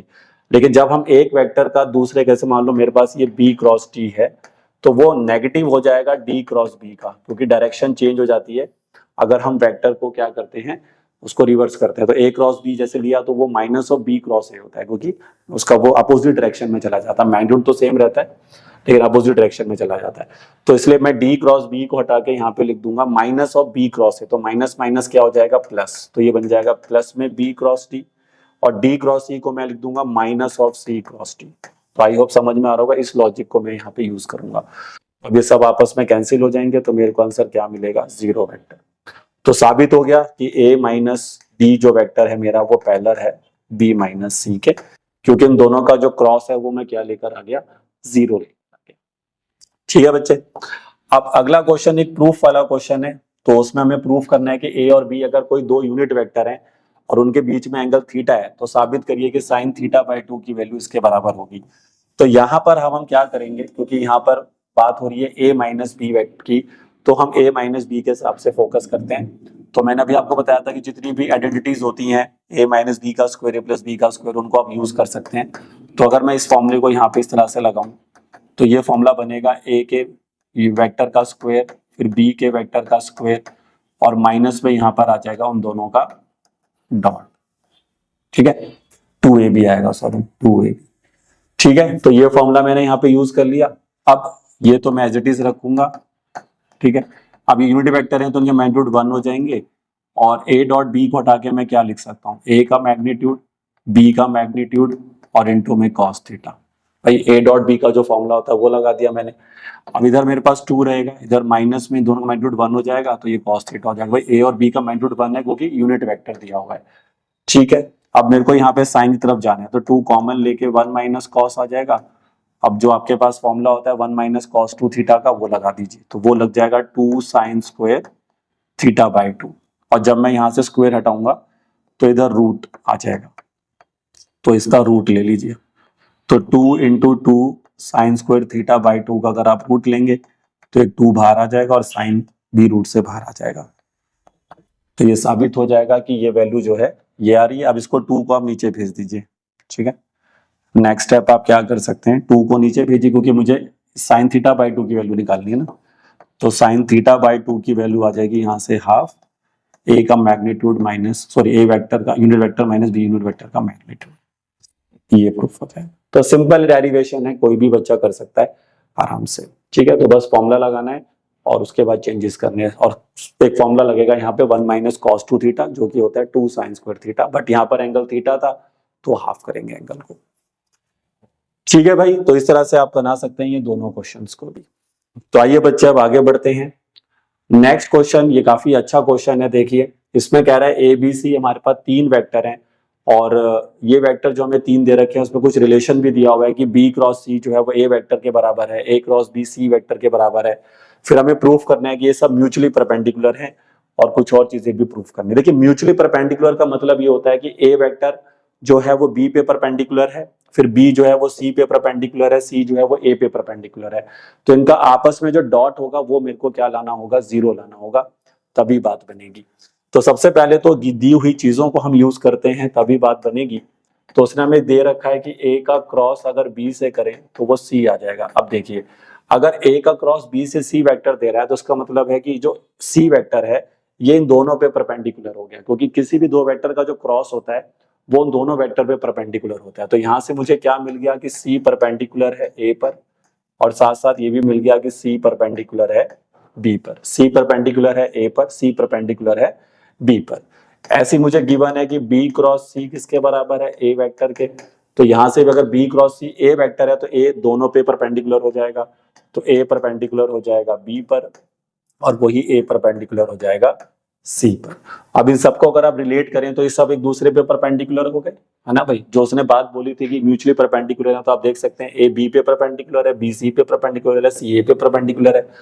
तो सो हम लिख सकते हैं कि A vector B vector C vector are mutually perpendicular. तो एक पार्ट तो हमारा बन गया। देखिए, अब हमें यह भी साबित करना है कि बी का मैग्नीट्यूड 1 होगा और सी और ए का मैग्नीट्यूड बराबर होगा। तो उसके लिए हम क्या करते हैं, बी क्रॉस सी बराबर ए दिया हुआ था तो उसको यूज करते हैं। तो बी क्रॉस सी की वैल्यू अगर ए वेक्टर के बराबर है तो इनका मैग्नीट्यूड भी बराबर होगा भाई। जब दो वेक्टर बराबर हैं आपस में तो मैग्नीट्यूड भी बराबर होगा। अब बी क्रॉस सी को हटा के हम क्या लिख देंगे, बी का मैग्नीट्यूड इंटू में सी का मैग्नीट्यूड और उनके बीच में एंगल आ जाएगा, एन वेक्टर का मैग्नीट्यूड। ठीक है ना भाई, जो एन वेक्टर होता है वो दोनों पे परपेंडिकुलर वेक्टर होता है। ठीक है, तो ये वैल्यू आ जाएगी यहाँ से और इसके बराबर में आपको मिलेगा फिर ए वेक्टर आ जाएगा। देखिए यहाँ पे, ठीक है। अब बी और सी को तो हम एज इट इज रखेंगे, एन यूनिट वेक्टर है तो मैग्नीट्यूड 1 होगा और थीटा दोनों के बीच का एंगल। तो बी और सी क्योंकि परपेंडिकुलर है तो उनके बीच में जो थीटा होगा वो 90 डिग्री का हो जाएगा। तो इसलिए यहाँ पर हम लिखेंगे बी का मैग्नीट्यूड सी का मैग्नीट्यूड साइन 90 डिग्री हो जाएगी जो कि 1 होता है, और यहाँ पर आ जाएगा आपका ए का मैग्नीट्यूड। तो यहाँ से मुझे एक इक्वेशन सी मिल गई कि b इंटू सी का मैग्नीट्यूड अगर आप करें, b मैग्नीट्यूड सी मैग्नीट्यूड करें तो वो a मैग्नीट्यूड के बराबर हो जाएगा। अब हमारे पास एक और कंडीशन है, उसको भी यूज करेंगे। दूसरी कंडीशन हमारे पास ये है कि a वेक्टर का क्रॉस b से लेते हैं तो वो c के बराबर होगा, तो फिर इन दोनों का मैग्नीट्यूड भी बराबर होगा। सेम लॉजिक इसके साथ भी चलेंगे आप। तो यहाँ पर आ जाएगा a वेक्टर, यहाँ आएगा b वेक्टर, फिर उनके बीच का एंगल जो कि 90 डिग्री हो जाएगा और उनके बीच में जो यूनिट वेक्टर होगा वो आ जाएगा यहाँ पे और ये बन जाएगा। तो साइन 91 एन कैप भी 1 हो जाएगा। तो ये ए का मैग्नीट्यूड बी का मैग्नीट्यूड बराबर मिलेगा यहाँ से सी का मैग्नीट्यूड। ठीक है, तो अब यहाँ से किसी एक किलो निकाल लेते हैं। आओ, तो यहाँ से हम निकाल लेते हैं बी वेक्टर का मैग्नीट्यूड की वैल्यू क्या होगी।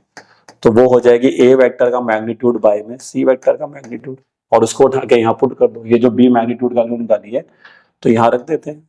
तो ए वेक्टर एज इट इज रहेगा, यहाँ पर आ जाएगा ए वेक्टर का मैग्नीट्यूड बाय में सी वेक्टर का मैग्नीट्यूड। ठीक है, और इक्वल्स टू में आ जाएगा सी वेक्टर का मैग्नीट्यूड। तो इधर से सी वेक्टर उधर जाएगा तो ये बन जाएगा ए के मैग्नीट्यूड का स्क्वायर बराबर में सी के मैग्नीट्यूड का स्क्वायर। तो इसका मतलब ए का मैग्नीट्यूड किसके बराबर हो गया, सी का मैग्नीट्यूड। अब सोचिए अगर ए और सी का मैग्नीट्यूड बराबर है तो यहाँ पर ए और सी पुट कर दो पहली इक्वेशन में। तो फ्रॉम फर्स्ट अगर ए और सी का मैग्नीट्यूड देखो बराबर आ गया, जो हम चाह रहे थे ये तो प्रूफ हो गया। तो बट बी का मैग्नीट्यूड क्या बनेगा, तो भाई अब ए और मैग्नीट्यूड सी मैग्नीट्यूड बराबर है तो ऊपर भी सी मैग्नीट्यूड लिख दो, नीचे भी सी मैग्नीट्यूड लिख दो, कट जाएगा। तो बी का मैग्नीट्यूड आपको 1 मिल जाएगा। बी का मैग्नीट्यूड क्या मिल जाएगा, 1 मिल जाएगा। तो इस तरह से आप ये लॉजिक को यूज करें। तो यहाँ पर फिर से देखो वही कॉन्सेप्ट यूज हुआ कि अगर एक ऐसा वेक्टर जो दो वेक्टर पे एक साथ परपेंडिकुलर होता है तो उन दोनों का क्रॉस होता है। तो जब उसने बोला कि ए क्रॉस बी सी वेक्टर है तो मतलब सी ए और बी दोनों पे परपेंडिकुलर है। ऐसे ही अगर ए जो अगर आप देखें तो बी पे परपेंडिकुलर होगा, सी पे परपेंडिकुलर होगा, तो उनके बीच में म्यूचुअली परपेंडिकुलर रिलेशनशिप आ गई। और उसके बाद फिर हमने मैग्नीट्यूड का कॉन्सेप्ट लगा के जो क्रॉस प्रोडक्ट का फॉर्मूला होता है वो यूज किया और फिर क्वेश्चन को बना लिया। देखिए, तो इस तरह से अगर आप जाते हैं तो आप ये क्वेश्चन भी बना सकते हैं। तो आइए बच्चे नेक्स्ट क्वेश्चन देखते हैं। नेक्स्ट क्वेश्चन कहता है कि अ यूनिट वेक्टर ए है जो कि एंगल बनाता है π/3 विद आई कैप, π/4 बनाता है जे कैप के साथ और के कैप के साथ कोई एक्यूट एंगल बनाता है थीटा। तो पहला सवाल तो उसका यही है कि थीटा की वैल्यू क्या होगी और ए के जितने भी कंपोनेंट्स है मतलब ए का वेक्टर जो है वो फाइंड करना है। दो क्वेश्चन है इसमें। देखिए, अब देखिए ए जो है वो यूनिट वेक्टर है, तो अगर भाई ए हमारे लिए कोई यूनिट वेक्टर बन रहा है तो इसका मतलब है कि ए का जो मैग्नीट्यूड होगा वो 1 होगा, क्योंकि ए हमारे लिए यूनिट वेक्टर है। अब ये अगर π/3 एंगल बना रहा है आई कैप के साथ, तो अब देखिए मुझे नहीं पता कि ए वेक्टर ये है क्या, तो हम यहाँ पे लेट कर लेते हैं कि जो ए वेक्टर होगा वो होगा A1 आई कैप, फिर A2 जे कैप और A3 के कैप, ऐसे मान लेते हैं। तो देखिए अब हमें यहाँ से सबसे पहला कॉन्सेप्ट यूज करते हैं कि उसने बोला है कि ये π/3 एंगल बना रहा है आई कैप के साथ, तो हम यूज करते हैं पहली चीज की एंगल बिटवीन लेते हैं A vector and I cap. A vector और आई कैप के बीच में जो एंगल है वो लेते हैं, तो वो एंगल हमें दे ही रखा है भाई, ठीक है, cos थीटा वाला फॉर्मूला लगा देंगे ना, a डॉट बी बाय में दोनों का मैग्नीट्यूड। तो लेकिन हमारे पास एंगल पता है कि π/3 एंगल बना रहा है भाई, तो cos π/3 आ जाएगा और यहाँ पर आएगा a का डॉट आई कैप के साथ और नीचे आ जाएंगे दोनों के मैग्नीट्यूड। बट cos π/3 मतलब cos 60 जो कि हाफ होता है, और a का डॉट अगर मैं i से लूंगा, आप सोचिए कि इस वेक्टर का डॉट मैं i से लूंगा तो वो a1 बनेगा और नीचे 1 into 1 होगा क्योंकि दोनों यूनिट वेक्टर है, तो a1 की वैल्यू आ गई 1/2, तो a1 आ गया। अब ऐसे मैं a2 निकाल लूंगा अगले कॉन्सेप्ट से, कि अगला उसने बोला था कि एंगल बिटवीन जो बनेगा किसके बीच में, ए वेक्टर एंड जे कैप के बीच में, तो वो एंगल लेंगे, तो वो एंगल लेंगे इस बार हम cos π/4, ठीक है, cos π/4 हो जाएगा, तो यहाँ पर आएगा उन दोनों के बीच में डॉट और नीचे आ जाएगा दोनों का मैग्नीट्यूड, ठीक है। तो cos π/4 होता है 1/√2। अब a डॉट j करोगे तो a2 आएगा, भाई इसका डॉट ले लो ना j, तो j से j ही होगा, बाकी सब तो जीरो हो जाएंगे और नीचे 1 into 1 फिर आ गया, तो a2 की वैल्यू आपको मिल जाएगी 1/√2। अब अगर हम a3 निकालना चाहें तो पहले हम a3 निकाल लेते हैं, क्योंकि a1 a2 आ चुका है तो a3 बड़े प्यार से आ जाएगा। क्यों सर? मैंने कहा देखो भाई a का मैग्नीट्यूड कितना है, 1 है, तो a के मैग्नीट्यूड का जो स्क्वायर होगा वो भी 1 होगा। अब मैग्नीट्यूड निकालो जरा भाई, इसका मैग्नीट्यूड क्या होगा, a1 a2 a3 का स्क्वायर कर दो बस, तो a1 का स्क्वायर a2 का स्क्वायर a3 का स्क्वायर इक्वल टू 1।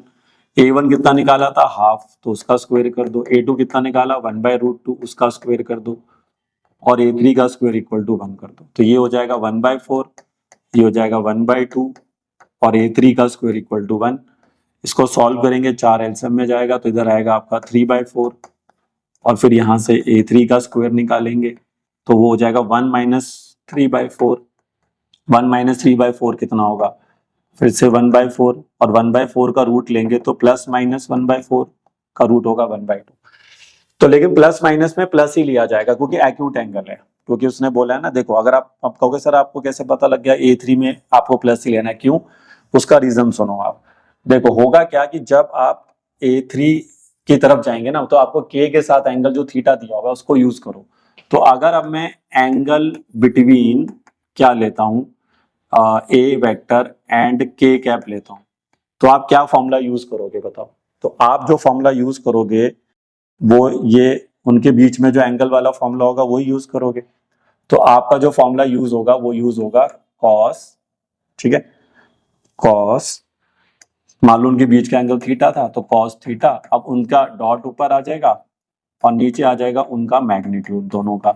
तो देखिए अगर आप cos थीटा की वैल्यू निकालेंगे तो a वेक्टर का डॉट आप k के साथ लेंगे तो k से इंटू होके a3 बनेगा और नीचे तो 1 ही आ गया, तो a3 की जो वैल्यू है वो cos थीटा है और थीटा एक्यूट एंगल है। अब थीटा एक्यूट एंगल है तो आप नेगेटिव नहीं ले सकते क्योंकि फर्स्ट क्वाड्रेंट में रहना पड़ेगा आपको, तो cos थीटा तभी नेगेटिव और पॉजिटिव रहेगा, तो इसलिए फिर हम a3 की जगह पर जो वैल्यू यहाँ से लेंगे वो सिर्फ प्लस वाली लेंगे, तो इसको माइनस नहीं लेना, ठीक है, याद रखना प्लस लेना होता है। तो प्लस में अगर ले लेंगे तो cos थीटा की वैल्यू 1/2 हो जाएगी, तो थीटा कितना हो जाएगा, π/60 पे होता है तो π/3 फिर आ जाएगा।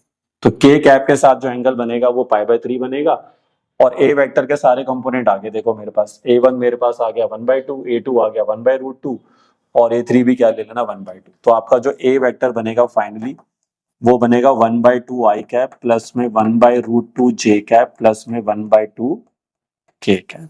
तो ये आपका फाइनल आंसर है इसका, ठीक है। तो इस तरह से इसको बना सकते हैं। अब थोड़ा किसी बच्चे को अगर डायरेक्शन कोसाइन वगैरह का भी नॉलेज हो तो उससे भी बन जाता है क्वेश्चन, क्योंकि LMN वाला कॉन्सेप्ट लग जाता है, क्योंकि आई कैप का मतलब क्या होता है एक्स एक्सिस, जे कैप का मतलब होता है वाई एक्सिस, के कैप का मतलब होता है जेड एक्सिस। तो LMN वाले कॉन्सेप्ट से भी आप थीटा निकाल सकते हैं यहाँ पे, लेकिन फिलहाल अभी आप इससे काम चला लीजिए, ठीक है। तो मैंने इसको एंगल बिटवीन जो फॉर्मूला होता है उसको यूज करके और मैग्नीट्यूड का कॉन्सेप्ट यूज करके मैंने इस क्वेश्चन को बना दिया है।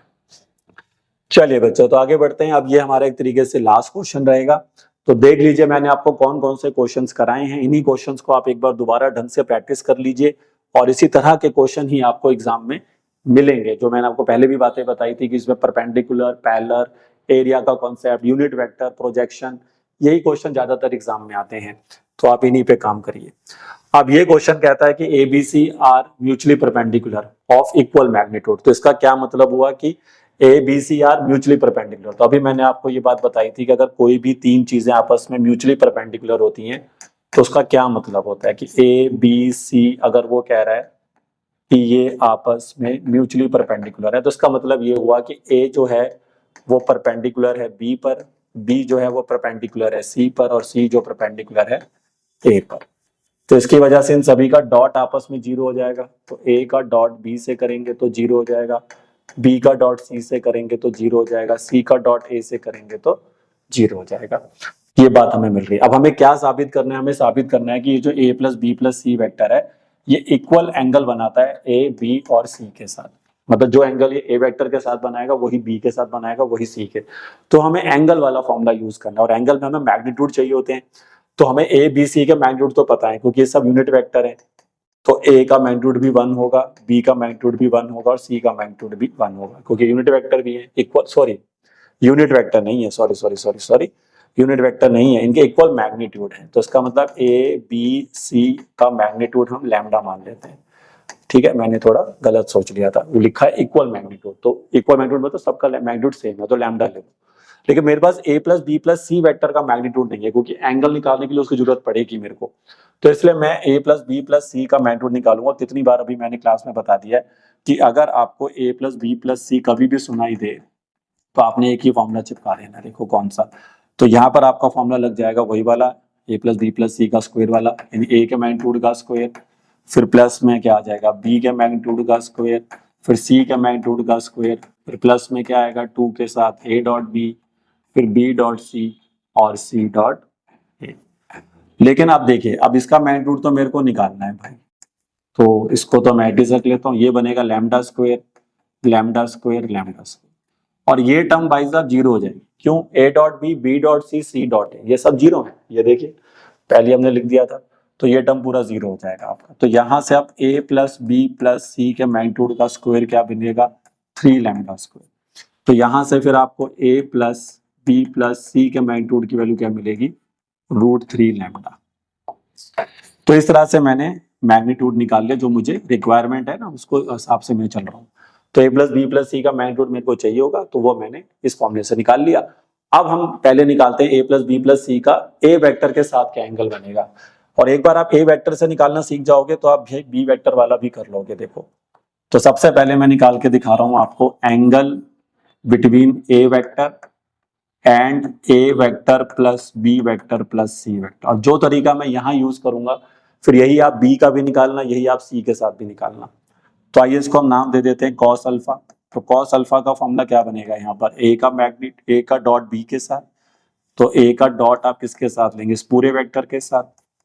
भाई ये पूरा हमारे लिए सेकंड वेक्टर बन गया ना। तो अगर आपको इन दो वेक्टर का आपस में लेना है एंगल तो इन दोनों का डॉट यूज करोगे ना। तो फिर इन दोनों का डॉट ले लो और डिवाइड में इसके क्या लोगे, डिवाइड में इन दोनों का मैग्नीट्यूड लोगे। तभी तो मैंने मैग्नीट्यूड निकाला था भाई A plus B plus C का। आ रहा है समझ में भाई? ये फॉर्मूला होता है ना angle between the two vectors. तो कॉस अल्फा की वैल्यू बोलो अब क्या बनेगी, तो A का डॉट A से लो तो वो बनेगा A के मैग्नीट्यूड का स्क्वायर, फिर आप लोगे A का डॉट B से, फिर आप लोगे A का डॉट C से, और नीचे इनका मैग्नीट्यूड रख दो भाई। तो इसका मैग्नीट्यूड आएगा लैम्डा और इसका मैग्नीट्यूड हमने निकाला था √3 लैम्डा। तो बताओ A डॉट B और A डॉट C क्या हो जाएगा जीरो। A डॉट B और A डॉट C क्या हो जाएगा दोस्त जीरो हो जाएगा। ठीक है, तो कॉस अल्फा यहाँ से बनेगा A के मैग्नीट्यूड का स्क्वायर। तो A का मैग्नीट्यूड क्या था लैम्डा, तो ये तो लैम्डा स्क्वायर होगा, ये दोनों जीरो हो जाएंगे और डिवाइड में बन जाएगा √3 लैम्डा स्क्वायर। तो लैम्डा स्क्वायर से लैम्डा स्क्वायर कैंसिल हो गया तो 1/√3 आ गया। तो अल्फा की वैल्यू क्या मिली कॉस इनवर्स 1/√3।